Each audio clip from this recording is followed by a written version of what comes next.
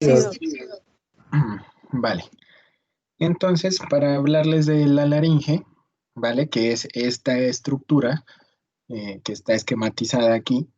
mm, Básicamente tengamos en cuenta que la función principal es producir la voz y que la voz normal va a ser un resultado entre un balance adecuado entre el sistema nervioso, ¿sí?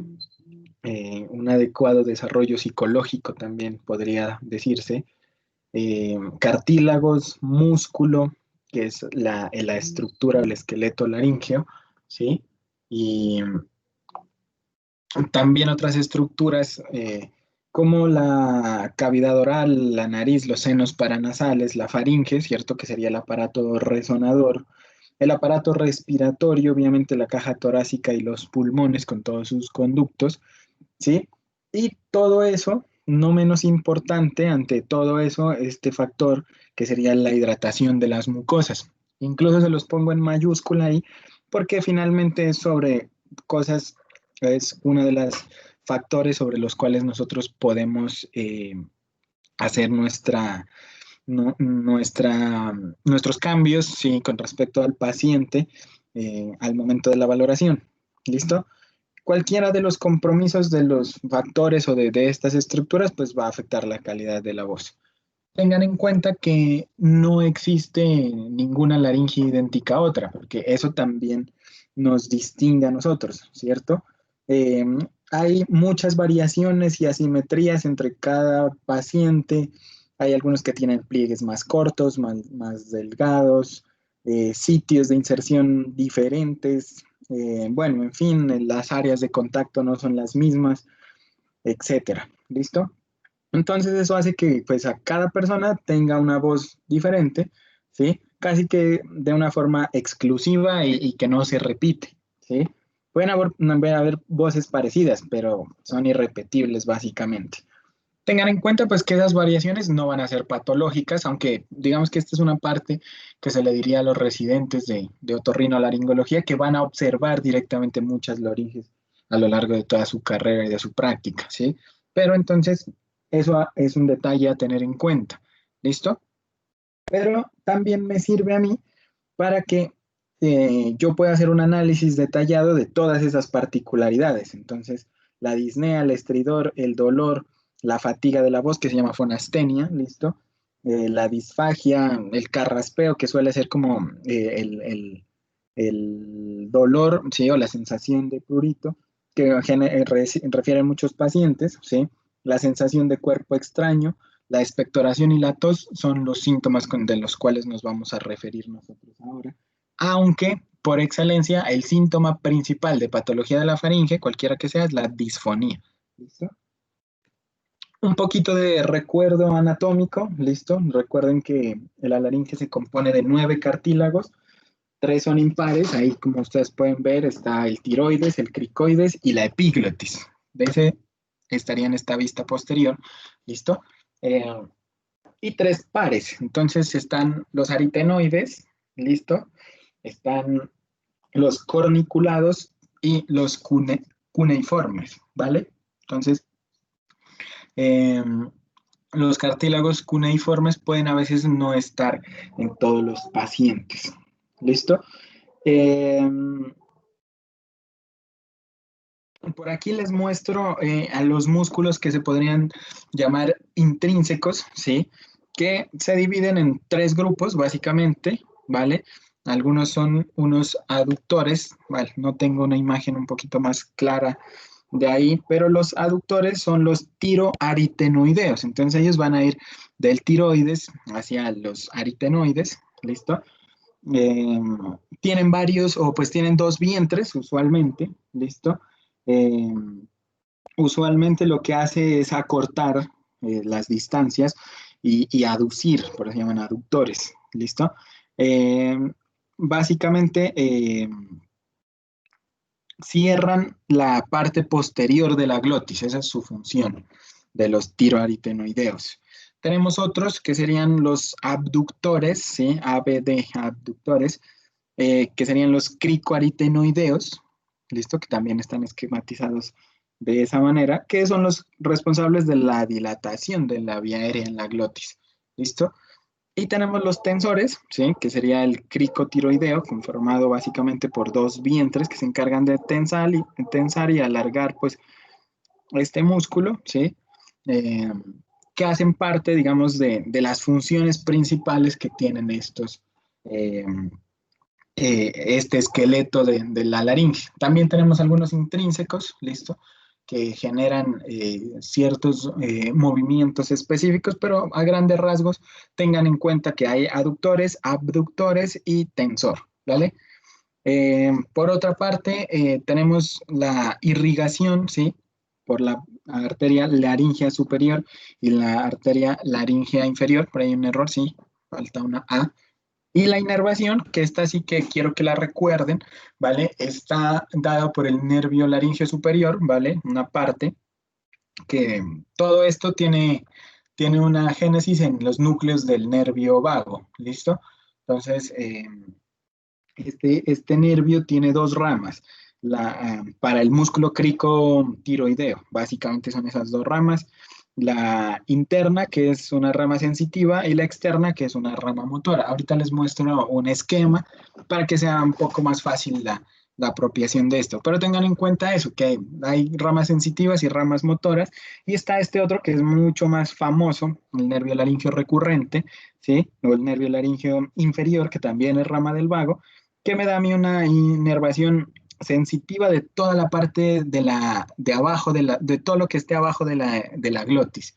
Y además me da una inervación motora al resto de los músculos, excepto al cricotiroideo, que ya me la da el laringe superior. ¿Listo? Entonces, eh, este es el esquema, ¿listo? Entonces, tenemos nosotros que un nervio laríngeo superior con una rama interna que se encarga de la sensibilidad, entonces cualquier trastorno me dará una anestesia laringea y el paciente probablemente al no tener esta sensibilidad, lo que se queje es de aspiraciones frecuentes cuando está comiendo, cuando está tomando una bebida, ¿listo? Entonces va a haber este problema. Lo otro, la rama externa, sí que era motora, ¿sí? Me va a generar a mí una voz débil y, como les digo, el paciente probablemente se mantenga con una voz grave porque no puede hacer agudos. Eso es como una de las características clásicas de este tipo de patología.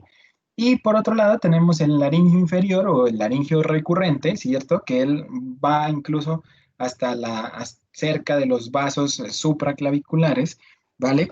En la cual, como se encarga del resto del movimiento de la laringe, por ejemplo, si hay una parálisis unilateral, me va a producir disfonía y aspiraciones, porque pues una de las cuerdas vocales no se va a cerrar, digámoslo así, y si la lesión, por otro lado, es bilateral, me va a generar a mí disnea, porque se me incluyen las cuerdas vocales. ¿Listo? Ahí hay un esquema, pues, más o menos de cómo es el nervio laringio recurrente. ¿Listo? Ahí está pasando por los vasos eh, supraclaviculares. ¿Listo? Por los troncos importantes. Miren, ahí está por debajo del callado de la aorta, que me da la arteria subclavia, la carótida. ¿Listo? Entonces, ese es el recorrido del laringio recurrente, que es más propenso a lesionarse en caso de cirugías, de trauma de cuello, etcétera. Bueno, entonces funciones de la laringe, sencillo, ya lo habíamos mencionado junto con la faringe, ahí también hay un error, ¿vale? Básicamente es conducir el aire a través de la vía aérea, protegernos de esas aspiraciones, como ya les mostré, y específicamente la fonación, ¿listo? Eh, Como tal, tenemos nosotros a la disfonía como el síntoma principal y dentro de ese síntoma se le ha llamado disfonía funcional a un grupo de lesiones que las vamos a dividir para efectos del aprendizaje, eh, que finalmente pueden tener múltiples causas y generarme en el paciente este motivo de consulta. ¿Listo? Entonces, ante un cuadro de disfonía, básicamente habría que pensar en trastornos de la laringe y vamos a irlos viendo. Entonces se dividen en subepiteliales. ¿Qué quiere decir eso? Pues que están debajo del epitelio que recubre la laringe. Hay algunas lesiones congénitas, las laringitis, o sea, enfermedades inflamatorias, patología tumoral y algunas alteraciones de la cobertura, o sea, la generación de úlceras sobre todo. ¿Listo? Bueno, entonces, dentro de las lesiones subepiteliales, no se las voy a presentar todas porque es una lista como de 10 tipos de lesiones y creo que nosotros que no estamos valorando a diario este tipo de patología, no es muy conveniente. Simplemente le voy a mostrar las más frecuentes y cómo enfocar más o menos el diagnóstico, dado que nosotros no vamos a poder hacer una valoración directa de las lesiones. Pero entonces están los nódulos vocales. ¿Qué es importante? Son pacientes que van a tener disfonía en grados variables con alteraciones del flujo vocal. Se presentan asociados a rinitis alérgica, a veces son causadas o empeoradas por el reflujo gastrolaríngeo, muy de vez en cuando con hipoacusia y suele ser la obstrucción nasal adicionalmente uno de los eh, eh, cuadros que me ayudan a mí a determinar si el paciente presenta este tipo de lesión. Entonces, ¿quién consulta por lesiones subepiteliales o por posibles nódulos? Entonces, son pacientes mujeres usualmente o niños que tienen antecedente de abuso vocal, por ejemplo, son docentes o son cantantes. ¿Listo?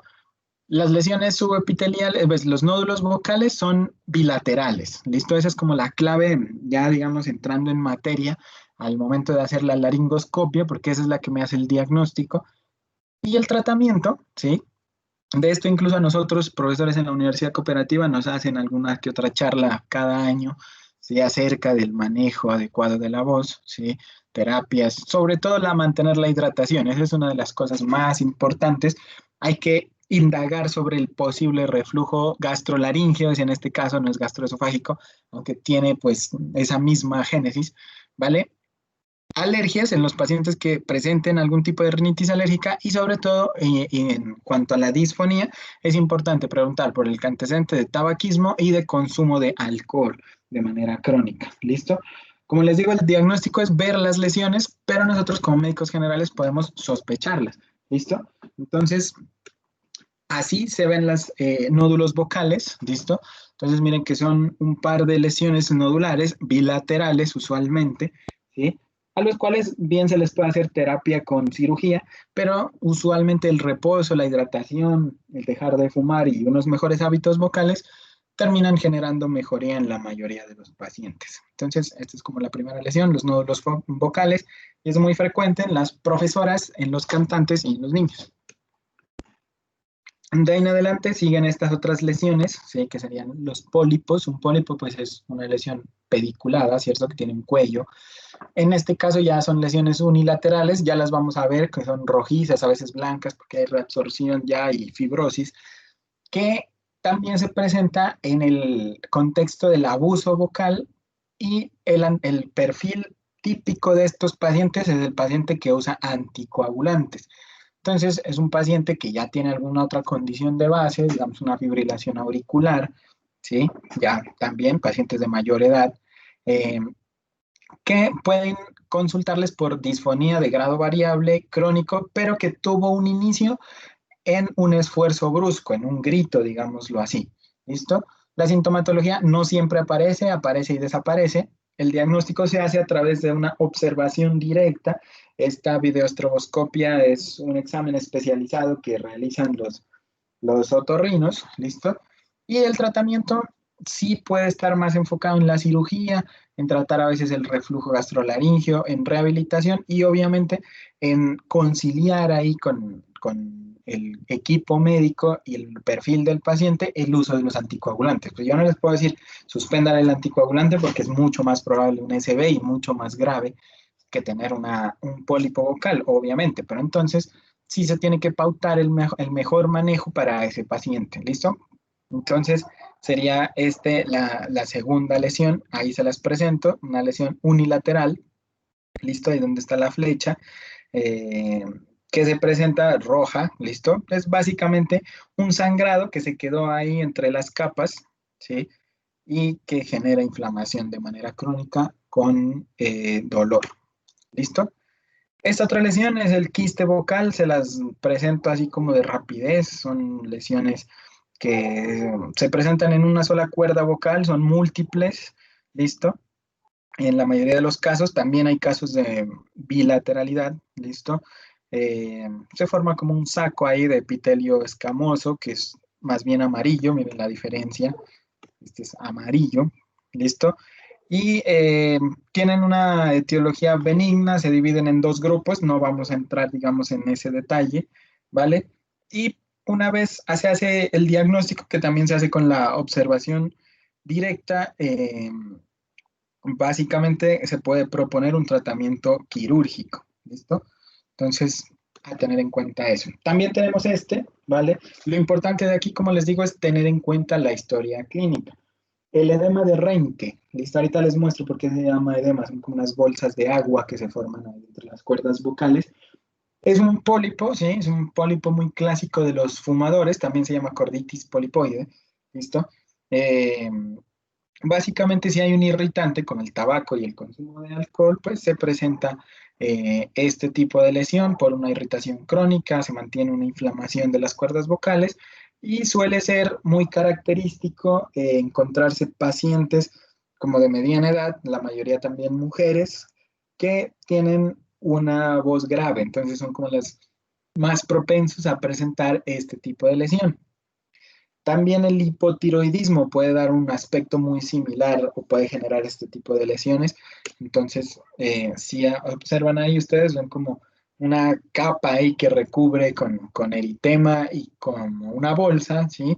Las cuerdas vocales. ¿Listo? Tratamiento, corregir el hipotiroidismo si es que lo hay, corregir el reflujo y sobre todo suspensión del tabaco. ¿Listo?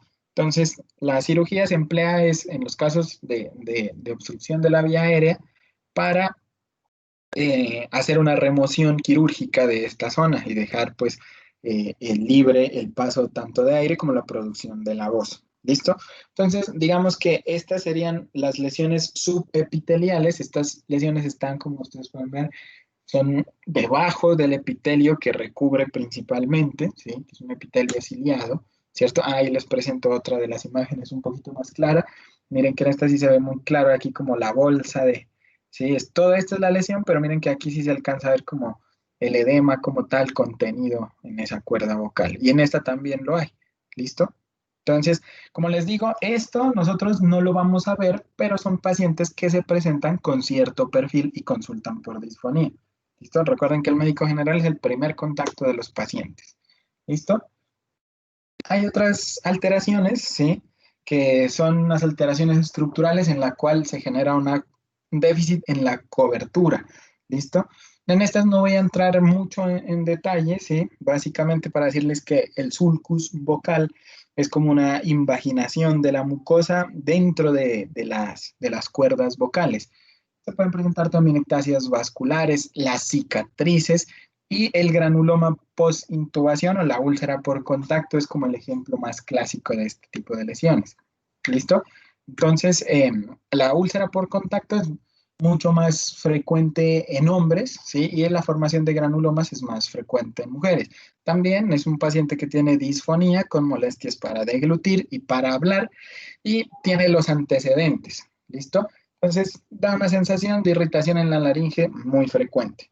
La intubación orotraqueal, pues, es la causa de la mayoría, es la causa, digamos, de la ulceración, ¿sí? Por eso, pues, se habla de un defecto de cobertura, ¿listo? Y también hay que pensar en pacientes que tengan algún tipo de inmunosupresión, ¿listo? Cuando se presente este tipo de lesión. Entonces, ahí les muestro esa imagen, ¿listo? Donde se ha formado un granuloma. No me quedó tampoco no me ha quedado la imagen de la úlcera. Bueno, entonces en esta, ¿sí? Las alteraciones congénitas que vienen a ser otro grupo, ya estas simplemente se las menciono, no es necesario que se las aprendan de memoria todas las que deben haber, simplemente tengan en cuenta pues esa división. Hay lesiones dentro del epitelio, hay lesiones que son defecto de cobertura y hay lesiones congénitas. Dentro de las lesiones congénitas es importante que tengan en cuenta dos. La primera, la laringomalacia, listo, y el laringocele. Las demás son variaciones, listo, las cuales, como les digo, no vamos a entrar en mucho detalle. La laringomalacia es la enfermedad más frecuente congénita de la laringe. Se presenta, pues, más o menos en un 75%, es más frecuente en hombres. Básicamente es una hiperlaxitud o como una falta de desarrollo de las estructuras de la supraglotis, ¿listo? Que colapsan cuando se inspira. Entonces, van a consultarle los papás con un niño que presenta estridor en la primera semana. Vamos a pensar en dos cosas de ahora en adelante. Todo niño que presente disnea, todo niño que presente disnea, la principal causa será el cuerpo extraño hasta que no se demuestre lo contrario. Si es un neonato, ustedes ya definieron al neonato como los primeros 28, 30 días, ¿cierto? Si es un neonato, vamos a preguntarnos por la laringomalacia, que es el estridor de la primera semana de vida. ¿Listo? Y pues el tratamiento en muchos casos de este tipo de patología va a ser una remisión con el especialista, obviamente, pero le van a dar un tratamiento conservador.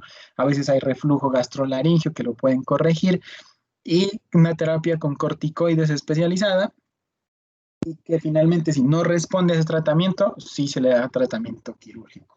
¿Listo? Pero entonces recuerden, la principal causa de estridor en la edad pediátrica es descartar cuerpos extraños. ¿Listo? Y por otro lado está el laringocele, ¿listo? Que es básicamente una dilatación anormal de una estructura al, superior a la, como les digo, a las cuerdas vocales, ¿sí? Que se llena de aire básicamente y deja una comunicación ahí abierta con la luz de la laringe. Incluso se puede ver de manera externa. ¿Listo? Entonces, cuando los pacientes hablan, se les forma una bolsa de aire en el cuello. Y pues está la forma interna que me va a producir disfonía. ¿Listo? Es mucho más frecuente en hombres. ¿Listo? Y a veces puede progresar hacia la disnea. Eh, Algunos pacientes se quejarán de disfagia y es una patología que duele. Esto sí es una patología dolorosa. Podría haber laringoceles congénitos o adquiridos. Es muy frecuente en los adquiridos, pacientes que han tenido algún tipo de, como, como de una exacerbación, ¿sí? Un grito de júbilo, de alegría, de susto también, que pueden generar un esfuerzo mantenido en el cuello durante algún tiempo. ¿Listo? Entonces, el laringocele se ve de esta manera. Si alcanzan ustedes a ver aquí esta lesión, cuando el paciente habla se vuelve mucho más evidente, crece, es una bolsa de aire, y a veces se puede ver la lesión a través del cuello. Es importante tenerlo en cuenta porque se ha considerado o se ha asociado el laringocele con el riesgo aumentado de un cáncer de laringe. Entonces es una lesión que se podría decir es premaligna. ¿Listo? Aunque no es por su fisiopatología, sino que se ha asociado, digamos, a ese tipo de hallazgo. Entonces, por lo tanto, si encontramos a un paciente con este tipo de patología, lo mejor es remitirlo con el especialista. ¿Listo? No les comento de las otras lesiones porque pues no viene al caso, son menos frecuentes y si no nos pasaríamos aquí toda la tarde. ¿Listo? Ahora sí hablemos de este que es el tema más importante y el más frecuente dentro de la patología de la laringe. Entonces tenemos la laringitis. ¿Listo? Hablemos de la laringitis aguda, que es una inflamación de la mucosa de la laringe, ¿cierto? ¿Qué se debe? Bien sea a infecciones o a esa tensión vocal, ¿sí? A veces a esa tensión muscular aguda, como un grito de pánico, de júbilo, como les decía, alguna actividad lúdica, que me va a generar un sangrado ahí de la submucosa, de un pliegue vocal, se genera edema y disfonía. ¿Listo? Entonces, es lo que suele presentar todo paciente o que les ha pasado a ustedes que han estado en alguna actividad en la que uno se la pasa gritando y al otro día pues le duele la garganta y tiene disfonía, ¿cierto? Dentro de lo que serían las infecciones virales son las más frecuentes, ¿listo? Y suelen estar asociadas o suelen tener una posterioridad de presentación después de una infección del tracto respiratorio superior, cualquiera que sea. La clínica no varía de lo que ya habíamos mencionado previamente, son cuadros febriles, autolimitados en la mayoría de los casos. Nos ayuda a pensar que los pacientes suelen tener respiración oral y se suelen ver deshidratados. ¿Listo? Entonces, esa es como la clave para el diagnóstico de las laringitis agudas. Y si el proceso además se asocia a fiebres más elevadas con secreciones purulentas y el dolor se torna progresivo, ahí sí podríamos pensar en una bacteriana, aunque no es lo más frecuente, como les decía. ¿Listo? Entonces, estas serían las causas que ya les comenté, ¿vale? Y el tratamiento de una laringitis aguda, ¿listo? Básicamente será clave la hidratación más que en otras patologías, porque es un proceso que requiere una adecuada hidratación. El reposo vocal, hay que decirle al paciente que no tiene que hablar en cuchicheo, porque eso aumenta la tensión de las cuerdas vocales y empeora transitoriamente estos cuadros. Entonces, el reposo vocal es hablar menos, ¿listo? No es hablar así como con la voz ahí susurrada, porque puede empeorar. ¿Qué hay en cuanto a evidencia? Los gargarismos o las gárgaras con agua y sal ayudan. No es necesario ponerles bicarbonato, ¿listo? Aunque el bicarbonato pues es una sal diferente, pero pues simplemente con una de tres partes, o sea, como se compone el suero normalmente casero, es suficiente, ayuda, tiene una tendencia, digamos, a mejorar la hidratación, el suero oral también sirve al momento de los gargarismos, ¿listo? Hay que mantener pues también una ingesta de líquidos aumentada. El acetaminofén, los AINES y algunos descongestionantes pueden ayudarles a los pacientes.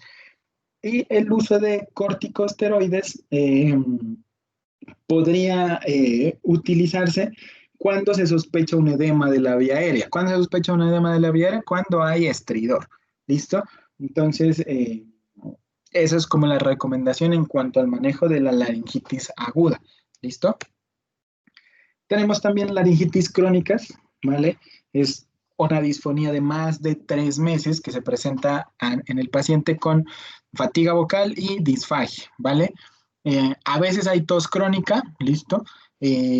Básicamente cuando se hace un examen físico suelen haber secreciones espesas, ¿sí? Se suele ver más saliva de lo usual en los niños y tengan en cuenta que las laringitis crónicas no suelen ser de causa infecciosa. Ya toca pensar en agentes irritantes, en el tabaco, en alergias, incluso hay que preguntarse por sinusitis crónica, que ya la hablamos.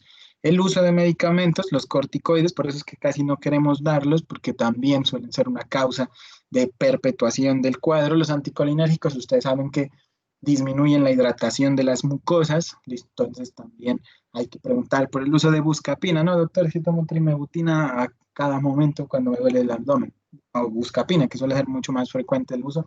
Entonces, por ahí va la cosa. Recuerden pensar en el hipotiroidismo, en el reflujo gastrolaringio y pues ya más frecuente, menos frecuente, los tumores que ya los vamos a ver más adelante. ¿Listo? El tratamiento de la laringitis crónica pues depende de la causa, ¿cierto? Principalmente hay que preguntar por el tabaco.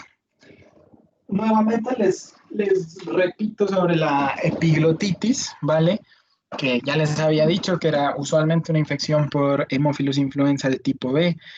También se puede presentar por exposición a agentes inhalados o a lesiones térmicas, ¿listo? Las lesiones, como les digo, en un caso de una epiglotitis, son de muy rápida evolución. Esta es una variante de la laringitis. Es una urgencia, de hecho, ¿sí?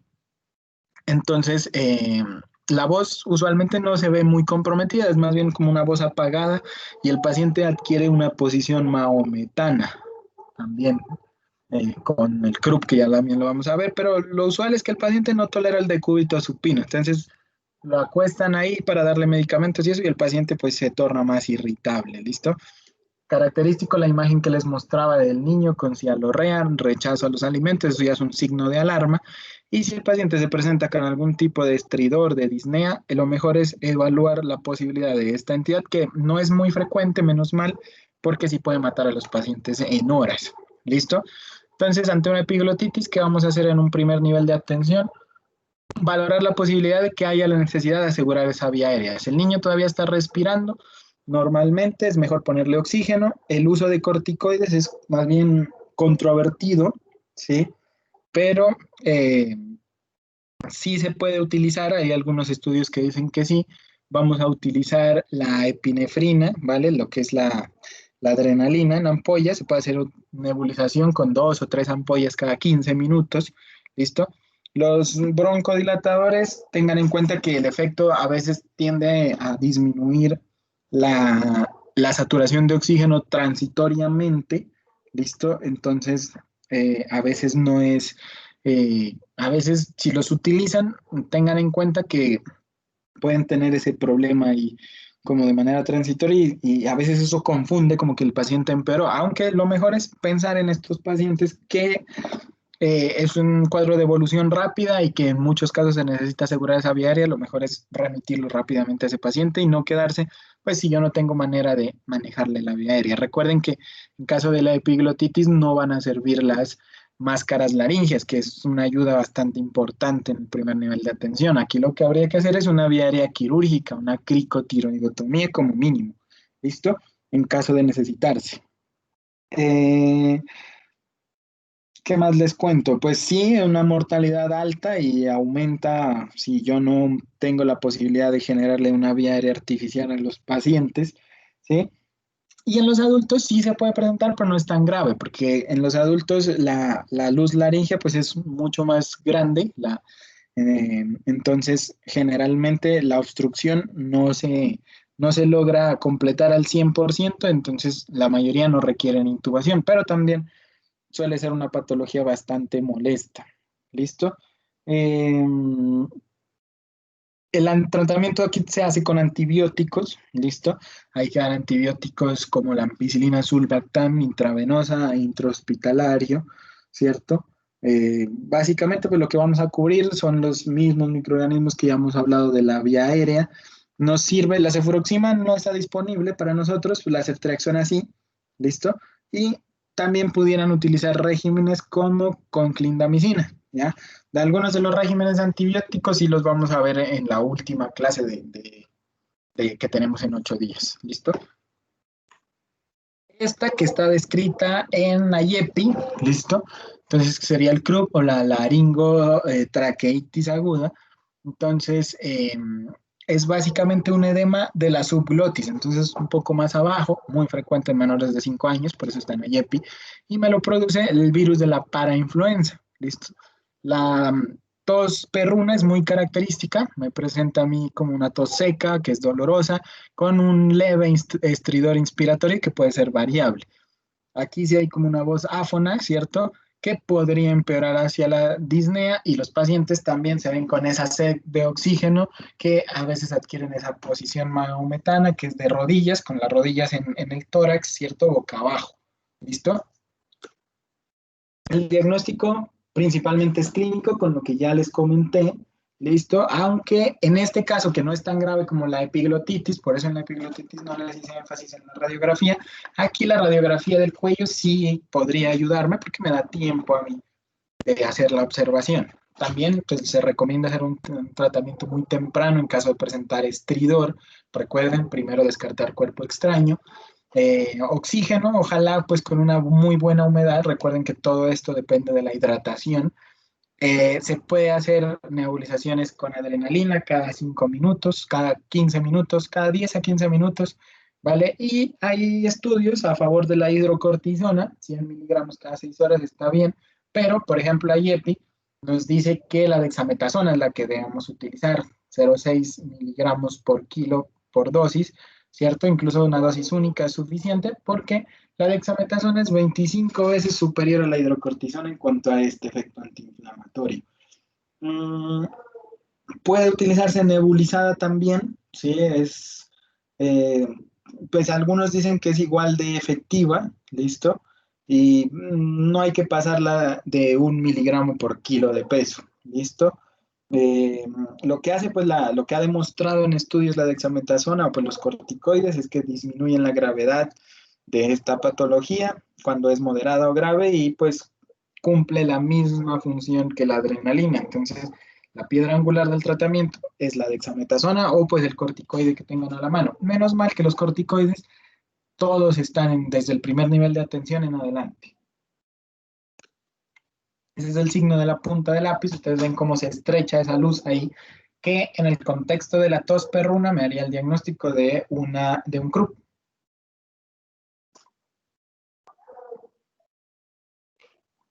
Por ahí hay otras, listo, que las incluí para esta clase.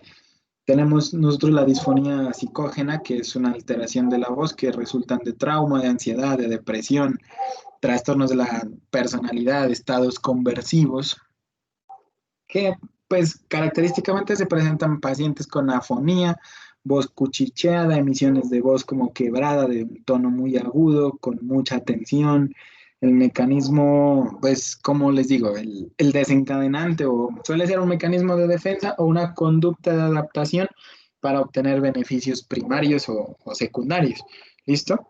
Eh, llegan al hospital, característicamente un evento traumático o en un aniversario de ese, por ejemplo, duelos, muerte de seres queridos, ¿sí? Paciente presentan tos, llanto, risas anormales, como pues no muy características, ¿sí? Y pues ya el tratamiento se debe dar más que todo enfocado pues hacia la parte de psicología, ¿sí? Identificando pues los riesgos del paciente, ¿listo? No requiere tratamiento específico para la patología, pero se las traigo porque es muy frecuente también encontrar, ¿listo? Tenemos esta, no es muy frecuente, pero es la voz de falsete o la puderfonía. De pronto que hayan visto ustedes algunos pacientes jóvenes que tienen una voz de un tono muy alto, ¿sí? Eh, Básicamente es una falla para cambiar al tono de la infancia, que es más alto, al tono del adulto. No hay una buena madurez endocrinológica, entonces suele haber como hipogonadismos asociados o malas adaptaciones, entonces por cambios psicológicos incluso, entonces toca preguntar todo eso de bullying en el colegio y todo lo que hoy en día se ve, ¿listo? Y pues hay como esa incoordinación ahí de los músculos y como que el músculo cricotiroideo funciona demasiado. Entonces, pues digamos que cuando se identifique, debería remitirse al endocrinólogo o hacer los estudios pertinentes a los que les gusta la endocrinología, ¿listo? Y también se puede remitir al otorrino porque pues el paciente va a consultar por un resultado, digamos, o los papás del paciente, entonces una vez se descarta algún problema endocrinológico o se logra corregir, también los otorrinos pueden ofrecer una cirugía que se llama cirugía de masculinización de la voz. ¿Listo? Entonces, no son causas muy frecuentes, pero hay que tener en cuenta. Y habíamos hablado del reflujo gastrolaringio, ¿listo? Que es básicamente, miren, que me puede presentar disfonía hasta en un 71% de los casos. Es una causa importante de disfonía. Básicamente van a presentar pacientes con sensación de boca amarga, tos, grados variables de disfagia, ¿listo? Y pirosis, ¿cierto? Que ya esos son síntomas como más de clase de gastroenterología, pero miren que aquí también son muy importantes. Hay que hacer una correlación clínica, pues para hacer el diagnóstico hay que valorar el estado del paciente, los factores de riesgo, la dieta. El diagnóstico se hace con una pHimetría, ¿listo? El diagnóstico de reflujo normal, ¿cierto? Y para complementar el diagnóstico, pudieran ustedes solicitar una endoscopia, que es lo que se hace en la mayoría de los casos, y también para hacer un diferencial con otros trastornos gástricos, ¿vale? ¿Qué pacientes se benefician de pronto de hacerles una remisión en caso de encontrar reflujo gastrolaringio? Entonces, pacientes mayores de 50 años sería muy bueno para hacer una endoscopia por el riesgo elevado que tenemos nosotros de cáncer gástrico. Hasta hoy en día no tenemos nosotros una forma de tamizaje estandarizada en Colombia, aunque debería, pero se debería estudiar. Pacientes con factores de riesgo de cáncer de cabeza y cuello, de los que ya habíamos mencionado, listo, también. Masas en el cuello encontradas de más de 3 meses de evolución, más de un mes de evolución, sobre todo, más de 3 centímetros, sobre todo. Ahorita hablamos eso. Pacientes que pues presenten disfonía severa con disfagia y dolor persistente, lo mejor sería hacerles estudios, ¿sí? Si no, el tratamiento del reflujo pues es con inhibidores de bomba de protones y control médico, ¿cierto? Ya para terminar, con respecto a los tumores de la laringe, tenemos tumores tanto malignos como benignos. Entonces, los tumores benignos son raros, ¿sí? Varían dentro de los papilomas, condromas, bueno, tenemos muchas variantes eh, histológicas, ¿sí? Suelen ser de crecimiento lentos y los síntomas son dependiendo de si alteran o no el movimiento de los pliegues vocales y de si obstruyen o no la vía aérea.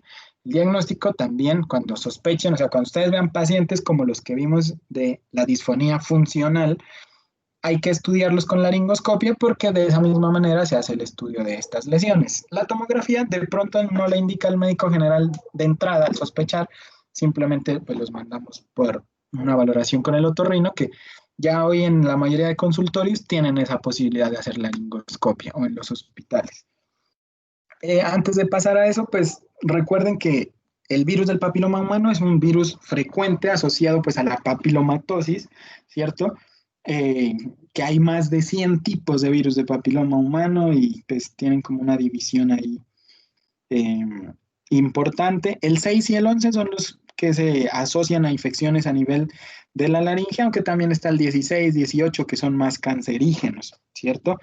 Eh, Hoy en día la evidencia nos ha dicho que coexisten más de un tipo de virus en este tipo de infecciones, ¿sí? Eh,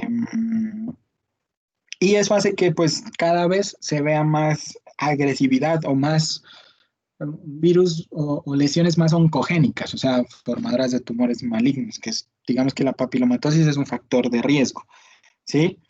Eh, con respecto a la papilomatosis, lo que les dicen también en ginecología y en otras áreas ahí de medicina interna, pues es más común en poblaciones de un nivel bajo socioeconómico. eh, Hay una alta prevalencia como enfermedad de transmisión sexual y también infección en el canal del parto, ¿sí? Eh, Cada vez que se hace seguimiento al carcinoma de cervix, también se impacta sobre la papilomatosis a nivel de la laringe, ¿listo?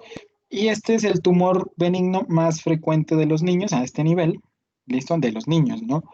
Y se suele hacer un diagnóstico como a los 3 años de edad. Entonces, por eso es importante, pues, acortar ese tiempo y hacer una historia clínica de control prenatal muy completa, ¿listo? Eh, los síntomas los mismos, disfonía y estridor con tos crónica sobre todo, ¿listo? Eh, y ya eso es como lo que les cuento. Pues hay tratamientos como interferón y antivirales que pueden ayudar en el manejo. Antes de que termine la charla, la frase más importante de la charla es esa. El síntoma más frecuente es la disfonía. Por lo tanto, ante una disfonía de más de 15 días en pacientes con factores de riesgo, lo primero que se debe hacer es descartar un carcinoma laríngeo. Por eso muchos al momento de ver esta charla ya se habrán dado cuenta que una de las cosas principales por hacer en los pacientes es descartar o observar los que tienen factores de riesgo con disfonía para enviarlos por una videolaringoscopia o una laringoscopia, ¿cierto? Entonces, eso es lo importante que podemos hacer nosotros por las laringes. ¿Listo? Entonces, los tumores malignos básicamente se los puede dividir en glóticos, que serían los de las cuerdas vocales, los supraglóticos y los infraglóticos. ¿Sí? Para no entrar mucho en detalle, tengamos en cuenta que el escamo celular vuelve a aparecer aquí, que el cáncer de laringe es más frecuente en hombres con consumo de licor y cigarrillo, la exposición al virus del papiloma humano también, la mala higiene dental y el reflujo gastrolaringeo se han asociado a ese tipo de lesión y pues también hay factores genéticos y exposiciones sobre todo a radiación. Pero que quiero que se quede de esta charla es que si ustedes encuentran un hombre con una disfonía de más de 15 días con estos factores de riesgo, de una vez háganlo estudiar. ¿Listo? Entonces, en resumen, para no complicarnos la vida con respecto a la patología tumoral maligna, les comento que los de las cuerdas vocales, que serían los glóticos, ¿sí? Dan síntomas muy precoces. ¿Por qué? Porque las cuerdas vocales son muy sensibles y la respuesta con la tos pues, es muy frecuente, ¿cierto? Cuando nosotros estamos comiendo y nos atoramos, pues lo que nos da a nosotros es una tos, ¿cierto? Eso mismo, asociado a la disnea, miren que rápidamente yo puedo identificar a esos hombres, ¿cierto? A nuestros pacientes, porque cuando se hace el diagnóstico, o sea, con una lesión, por pequeña que sea, las cuerdas vocales se van a defender con tos, con disfonía, con disnea. Pues la disnea ojalá no sea tan, no suele ser tan grave, ¿listo? Pero nos encontramos entonces la posibilidad de que esos tumores sean aún muy pequeños y la probabilidad de una metástasis a nivel locorregional, que es la N, ¿sí? O sea, a nivel de la cabeza y el cuello, de los ganglios que vamos a ver en la última charla, hacen que pues la resección sea factible y me dan un buen pronóstico en los pacientes. O sea, a los pacientes que les dan tumores de las cuerdas vocales, usualmente les va bien. Lo que tengo yo es que estar despierto, o sea, no solamente tratarlos para el reflujo, sino pensar más allá de las posibilidades, ¿no? Además de 15 días, pacientes con factores de riesgo, es mejor que lo observen. ¿Listo? Puedes tener solamente el reflujo, listo, pero entonces esto sería lo mejor, ¿vale? Ya con estos últimos dos, con los supraglóticos, ya me da síntomas más vagos, por ejemplo, dinofagia. En este es importante de pronto la otalgia refleja, síntomas unilaterales y a veces disfagia, pero al momento de hacer el diagnóstico ya se los encuentra más grandes. Entonces, miren que la posibilidad de metástasis ahí cercanas es del 40% y el pronóstico ya no es tan bueno. No es así tan mal pronóstico, no, sino que ya no es tan bueno. ¿Listo? Y los subglóticos, esto sí, tristemente, cuando han crecido demasiado me pueden producir estridor o disnea, ¿sí? Estos síntomas ya serían tardíos, quiere decir que han ocluido todo el lumen de la vía aérea y la posibilidad de encontrar metástasis incluso a distancia, las M's, ¿sí? Las N's es mucho más alta, entonces estos pacientes tienen un peor pronóstico, ¿listo? Entonces ahí vemos algunas de las lesiones tumorales, este es un supraglótico, ¿listo? Cuerdas vocales y acá está la lesión, ¿listo? Este es un tumor de las cuerdas vocales como tal, ¿listo? Y acá algo mixto. Este paciente tenía un tumor que estaba en las cuerdas vocales, infiltrando, pero también tenía una lesión subglótica debajo de eso, ¿listo? Entonces, eso era lo que quería comentarles con respecto a la patología de la faringe. Y antes de entrar en la patología del cuello, hoy que nos ha rendido un poquito más, también tómense un respiro de 5 minutos, a las 4:30 empezamos, ¿vale?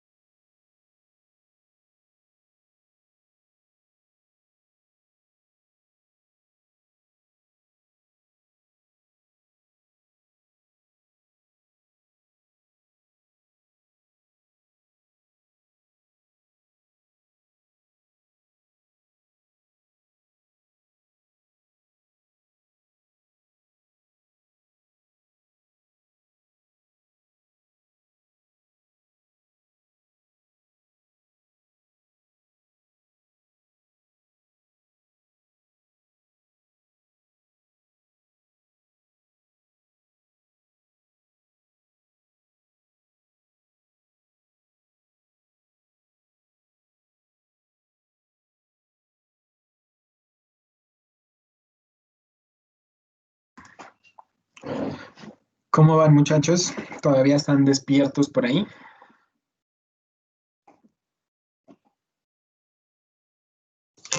Sí, doctor, buenas tardes. Bueno, ya casi terminamos. Denme un momento y ya pongo la presentación nuevamente.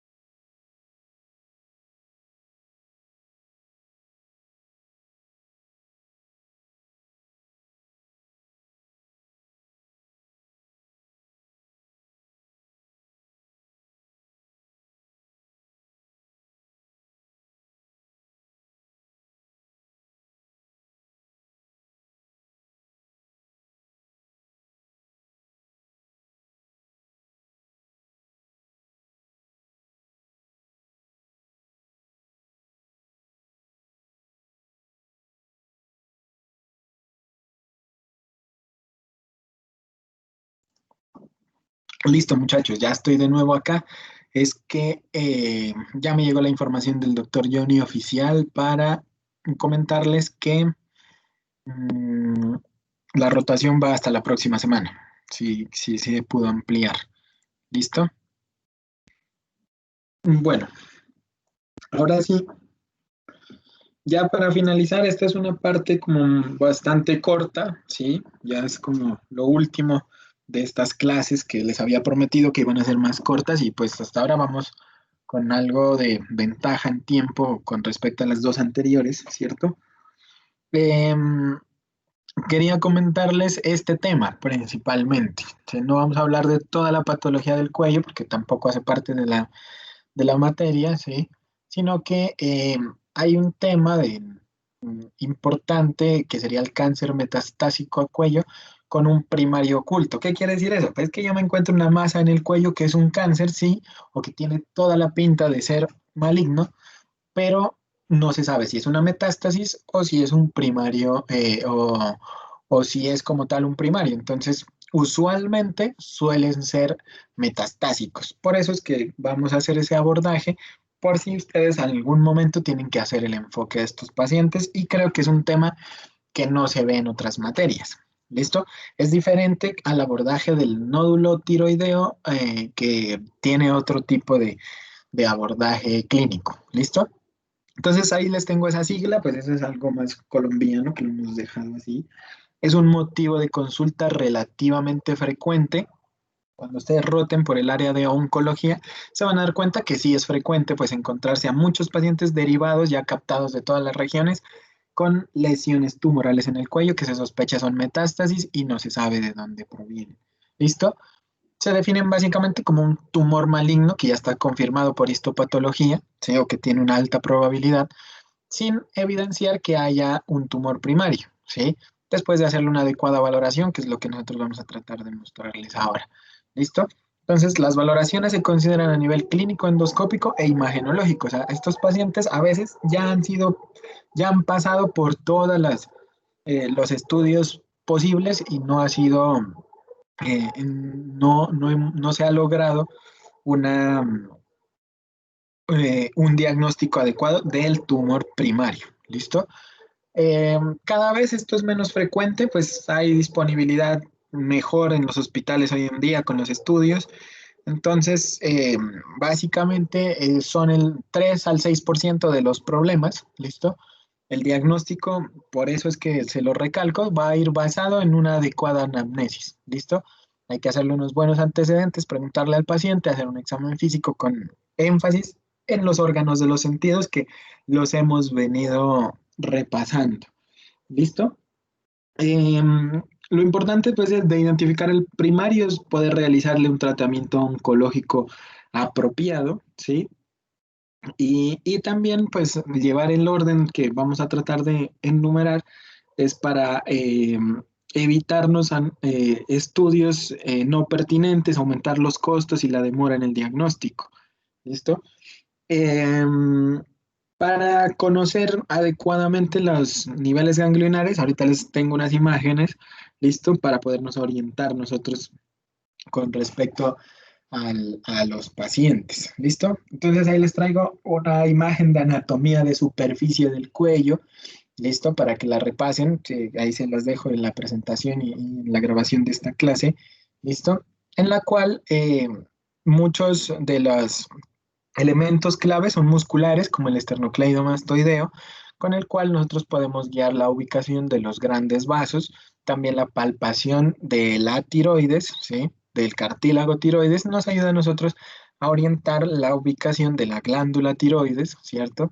Eh, e incluso en algunas veces con una palpación muy juiciosa podemos palpar desde el ioides, ¿listo? Entonces, simplemente es una imagen de todo lo que ustedes pueden anotar con una búsqueda anatómica de anatomía de superficie. ¿Listo? Em, Tengamos en cuenta entonces que con respecto ya a la anatomía aplicada a este tema, ¿sí? Hay que hacer una búsqueda muy racional de un tumor primario, ¿sí?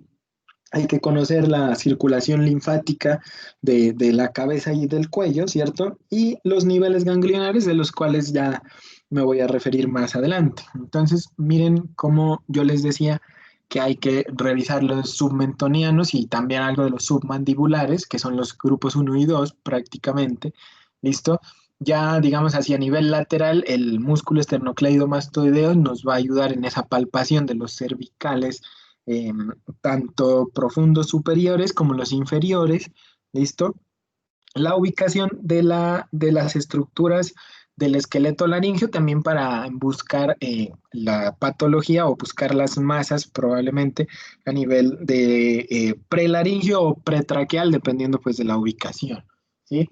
¿Por qué es importante esto? Porque si ustedes encuentran una masa de características como las que ya vamos a ver, lo más probable es que la diseminación se haga a través de estos ganglios del cuello, por eso es importante valorarlos. Y si ustedes siguen el orden que yo les voy a presentar a continuación, probablemente no se les olvide mucho. Aunque ahí ustedes pueden ver la migración y cómo se hace más o menos el drenaje linfático y también el orden de presentación de este tipo de lesiones. ¿Listo? Entonces, bueno, este es otro esquema, ¿listo? Que ya lo van a repasar, yo les voy a mostrar la parte teórica, ¿listo? Tenemos unos niveles, ¿listo? Entonces tenemos el nivel 1A, que sería el submentoniano. Entonces, ya haciendo una búsqueda de anatomía de superficie, vamos a ubicar el hueso hioides y el músculo digástrico, o sea, las dos vientres del digástrico. En el vientre anterior estarían los submentonianos. Entonces, debajo del mentón, ahí es donde debemos hacer una adecuada palpación, ¿listo? Tenemos también el nivel submandibular, el 1B, entonces ese sería el vientre posterior, o sea, más lateral del digástrico, ¿sí? Donde está el músculo estiloioideo y pues por otro lado está la mandíbula, ¿listo? Entonces, eso sería como los primeros ganglios, los primeros niveles en donde yo podría iniciar a hacer una palpación, ¿listo? Seguimos nosotros de ahí al nivel 2, ¿listo? Entonces, el nivel 2, ténganlo en cuenta, que involucra los ganglios que se localizan en la parte superior de la vena yugular interna, ¿sí? Por ahí está cerca el nervio espinal, ¿sí? Y eso va desde la base del cráneo, ¿cierto? Entonces, ahí en la imagen está un poco chiquitica, pero digamos que es una parte posterior a este primer triángulo que se forma aquí. ¿Listo? Entonces es como esta zona. Eh, Básicamente tiene unos bordes, ¿sí? Entonces un borde anterior que sería el músculo estiloioideo y el posterior que sería el borde posterior del esternocleidomastoideo, que es como la clave para identificar estos niveles ganglionales. Al momento de palpar a través del esternocleidomastoideo podemos palpar muchos ganglios. Incluso si no identificamos nosotros algún tipo de, de estructura anatómica. Lo que sí quiero que tengan en cuenta es que si se encuentran una metástasis o una lesión tumoral en este nivel, de la palpación de este nivel, habría que sospechar lesiones de la cavidad nasal y de los senos paranasales. O sea, el tumor nasofaringeo me da mi metástasis principalmente a estos ganglios. ¿Listo? Entonces, eso es como lo importante de pensar. ¿Listo? Y yo le haría los estudios pensando en la cavidad nasal y senos paranasales. Tomografía, por ejemplo, de los senos paranasales, que habíamos hablado que era importantísima, ¿cierto? Entonces, y voy a hacer un estudio de la cavidad nasal, una rinoscopia, bien, así sea con el otoscopio, para ver si no hay alguna lesión por ahí. ¿Listo? Entonces, cubriría yo toda la nasofaringe. Ya en un nivel 3, ¿listo? Básicamente habría que ubicar ese nivel. Aquí en esta imagen está un poco más claro, ¿cierto? Entonces, habría que ubicar ese nivel entre el tercio medio, ya no la parte superior de la yugular interna, sino el tercio medio, ¿cierto? Y el borde inferior se da más o menos al nivel del cartílago cricoides, a donde termina el cricoides en la parte inferior. Y estos están por detrás, o sí, es como una parte posterior, como ustedes lo pueden ver ahí en verde, del esternocleidomastoideo. Entonces, cualquier palpación a este nivel probablemente ya sea una lesión profunda, ¿cierto? Entonces, hay que pensar igual, los tumores de la cavidad nasal y senos paranasales, aquí me pueden dar a mí algún tipo de metástasis que es tal vez la que yo estoy palpando. ¿Listo? En el nivel 4, ¿sí? Ya vamos un poco hacia la parte del esternocleidomastoideo hacia abajo, entonces por eso es importante al menos palpar ese músculo, ¿listo? Entonces, si estoy en el tercio inferior, ¿cierto? Debajo del cricoides, hasta la parte ya donde termina el cuello en la clavícula, las metástasis que se suelen presentar ahí son tumores de la orofaringe y de la laringe, entonces de la parte de la supraglotis. ¿Listo? De lo que habíamos hablado, que estos no eran de tan buen pronóstico porque sí, ya me encontraba yo algo de metástasis regionales, que serían estas, ¿vale? Entonces, pensarlo de esa manera. Tenemos un nivel 5, ¿sí? Que están en el triángulo posterior del cuello y les voy a dejar de tarea que estudien los triángulos del cuello. Estuve tentado a ponérselos acá, pero es como la charla es cortica, entonces la idea es que los tengan claros para el momento del examen, ¿listo? Entonces, básicamente ellos se van a ubicar en ese triángulo posterior, están delimitados ahí o localizados en la zona de la arteria cervical transversa, básicamente donde se articula el esternocleidomastoideo con el trapecio, ¿sí? Entonces, a ver, de estos no les puse imagen, ¿no? Eh, en esa zona es, digamos, donde se va a ubicar ese tipo de lesión, ¿sí? Por ahí está 5A, 5B. Otro de los reparos anatómicos importante ahí, pues sería el borde de la clavícula, ¿cierto? A tener en cuenta, ¿sí? Y los tumores que se encuentran a este nivel 5, miren que vuelven a aparecer los de la nasofaringe, ¿listo? Por aquí hemos excluido los tumores infraclaviculares que también me pueden dar a mí metástasis, ¿sí? Como el ganglio de Virchow, ¿cierto?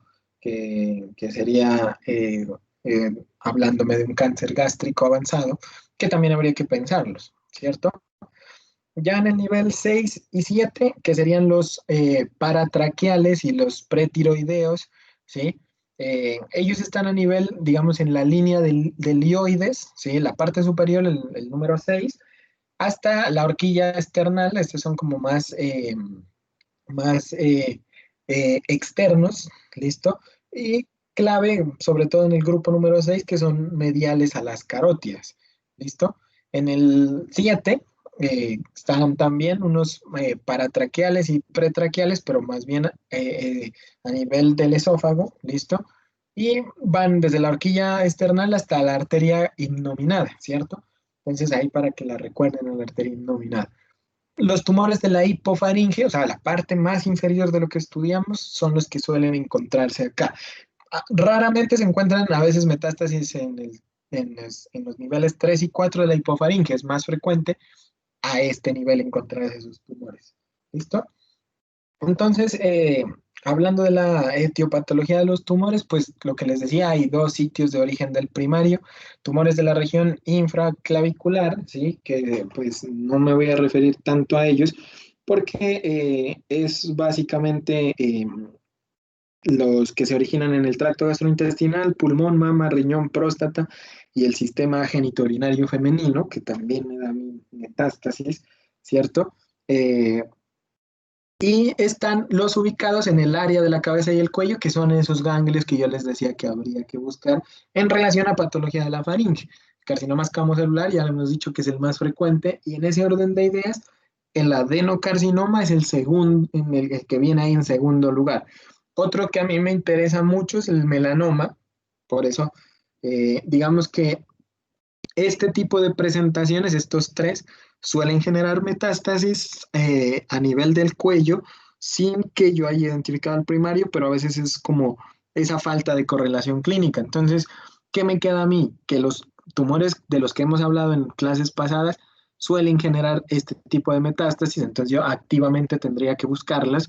Y el adenocarcinoma, que lo habíamos dicho que se relacionaba como con el contacto con algunos residuos industriales, sobre todo con el serrín, para tumores de la nariz y de los senos paranasales. Y el melanoma, pues todo el ABC del melanoma que se ve en dermatología, que creo que lo van a volver a ver ustedes ahora cuando pasen a dermatología. ¿Listo? Entonces, se ha propuesto como la teoría que buscan explicar por qué se manifiesta solo la metástasis, es que hay unos que dicen que el tumor inicial es microscópico y que pues todavía no ha hecho una manifestación clínica por el tamaño, ¿sí? Y otros que piensan que el tumor eh, eh, ha involucionado el primario gracias a la respuesta inmune, pero sin embargo alcanzó a hacer una metástasis. De todas maneras, todavía no se ha confirmado exactamente por qué se presenta esto y no existen como unos factores de riesgo específico para solamente expresar la metástasis. Se refiere aquí la diapositiva. ¿Listo? Em, por ejemplo, los factores de riesgo se aplican directamente a los del primario, lo que habíamos hablado, por ejemplo, del Epstein-Barr con el carcinoma de nasofaringe, de orofaringe también. El herpes también se ha asociado con cáncer de la cavidad oral y lo que decíamos del tabaquismo, la ingesta de alcohol, que aplican para casi todos, ¿cierto? Eh, la mala higiene oral también genera cáncer de la cavidad oral, ¿sí? Y lo que les decía, las exposiciones a madera, mecánicos industriales, los operarios químicos, cemento, el asbesto, que ya lo están retirando menos mal en el país, al barniz, a esas pinturas, ¿sí? También se han asociado a cáncer de faringe y de la laringe, ¿vale? Em, Otros factores que podría preguntarse es como la baja ingesta de frutas, de verduras, la deficiencia de hierro, de carotenos, de zinc, son factores de riesgo para carcinomas de la orofaringe y de la cavidad oral, sobre todo. ¿Listo? Em, ¿Cuáles son las manifestaciones clínicas? Pues el motivo de consulta ya está dado por la masa cervical y puede variar de tamaño, pero sospechan mucho de las mayores de 3 centímetros, que son lesiones grandes. Entonces, por eso es que pues cada vez que hay más acceso a servicios de salud y más información, los pacientes consultan antes, pero usualmente un tumor de más de 3 centímetros ya considérenlo como una lesión posiblemente maligna y hay que estudiarlo. Si tiene una etiología posiblemente eh, de otro órgano, con la anamnesis se va a orientar en el primario, ¿sí? Entonces, ¿qué les comento con respecto a esto? Hay síntomas, digamos, como sistémicos o los llamados síntomas B, que se suelen asociar a adenopatías o a ganglios cervicales. Entonces, en ese caso tocaría sospechar linfomas también. ¿Listo? Entonces, y que suele ser frecuente encontrarse linfomas con este tipo de presentación. ¿Listo? Entonces, Sí, ahí están incluidos creo que los síntomas B y un poquito más, ¿cierto? Que son síntomas inespecíficos, sistémicos, que son similar para muchas patologías, incluso unas que no son tumorales. ¿Listo? Eh, Aquí les traigo un resumen, ¿sí? Básicamente de los síntomas que se pueden encontrar cuando tenemos nosotros ese tipo de lesión, ¿sí? Asociado pues a algunas cosas que podemos nosotros preguntar, ¿sí? En los pacientes eh, para enfocar a el posible tumor, el primario. ¿Listo? Entonces, miren, síntomas respiratorios bajos, pues ahí está tos, hemoptisis, el dolor torácico, gastrointestinales, pues de manera muy general, aquí se los dejo resumidos, pues los síntomas auditivos, ya habíamos hablado de ellos, síntomas de los senos paranasales y de la nariz, pues ahí están también. Miren que se incluye la epífora, acuérdense de la inervación, listo. Parálisis de los pares craneales, sobre todo de los oculomotores, ahí me darían diplopía, cefalea, listo.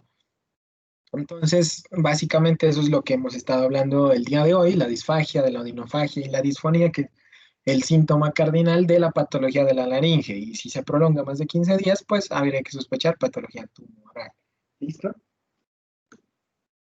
Eh, ¿Qué pasa cuando ustedes ingresan a un paciente o captan a un paciente con estas características?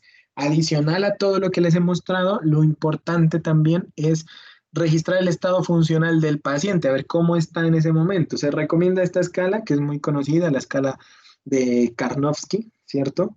Que pues se basa en el estado funcional o en la reserva funcional del paciente, ¿cierto? Dependiendo del pronóstico o pues del porcentaje, como les digo, que le queda al paciente, porque bueno, usualmente los pacientes no suelen mejorar en estas escalas.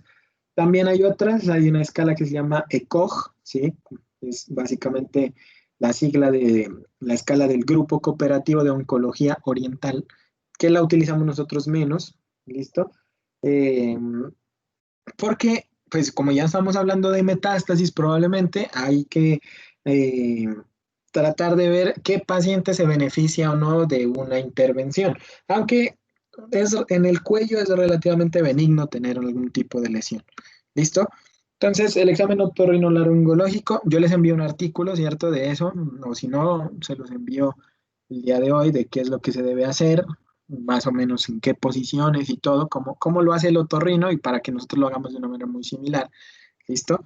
Entonces, aquí está la inspección importantísima en otorrino, la palpación también, hay que describir pues el tipo de lesión, la consistencia, la firmeza para ver, las lesiones que son muy firmes usualmente tienen infiltración profunda, ¿sí? Y no olviden auscultar las lesiones porque hay a veces orígenes vasculares de esas lesiones que parecen metástasis y finalmente son dilataciones anormales. ¿Listo? Em, Finalmente, lo que se hace con estos pacientes es cuando se captan de esta manera es identificar o confirmar que se trate de un tumor metastásico. Hay estas opciones. La de las primeras opciones que se pueden hacer es solicitar un BACAF, que es una biopsia aspirativa con aguja fina. ¿Listo? También hay otros tipos de biopsia, el trucut, la incisional o la excisional, que me ayudan a mí a determinar el diagnóstico. Entonces, hoy en día se utiliza el BACAF para las lesiones sospechosas, sobre todo en tiroides, con las cuales se aspira una muestra, ¿listo? Ahí se puede guiar a través de la ecografía, ¿listo? Eh, Muchos de los cánceres de nasofaringe como tal, también como se han asociado al virus del Epstein-Barr y al virus del papiloma humano, hoy en día pues a esos habría que hacerles una inmunohistoquímica para confirmar el diagnóstico, ¿listo? Otros estudios que se pueden utilizar, pues la radiografía de tórax, importantísima en estos pacientes, porque pues rápidamente con ella yo puedo hacer el abordaje si el paciente tiene o no metástasis pulmonares y eso ya me cambia a mí la visión que yo tengo.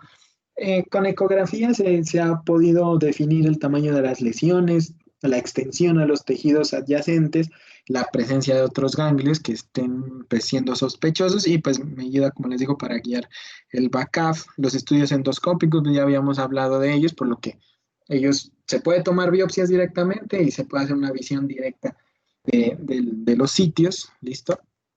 Y la tomografía, que la tomografía no se pide en muchos casos de entrada, pero me ayuda mucho para determinar el tamaño del ganglio, el compromiso también a ganglios adyacentes. Posiblemente con la tomografía, la principal indicación es que cuando yo sospecho el primario, de pronto con esta podría hacer una visualización, ¿listo?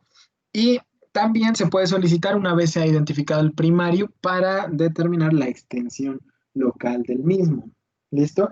La resonancia también tiene unas indicaciones. Usualmente la indicación para los tumores es con gadolinium, esto ya a nivel general, cuando les toque de internos, para que no estén preguntando, pues, con qué se hace o que les pregunten a ustedes, ¿y cuál es el contraste que van a utilizar? Pues para metástasis, para tumores es gadolinium.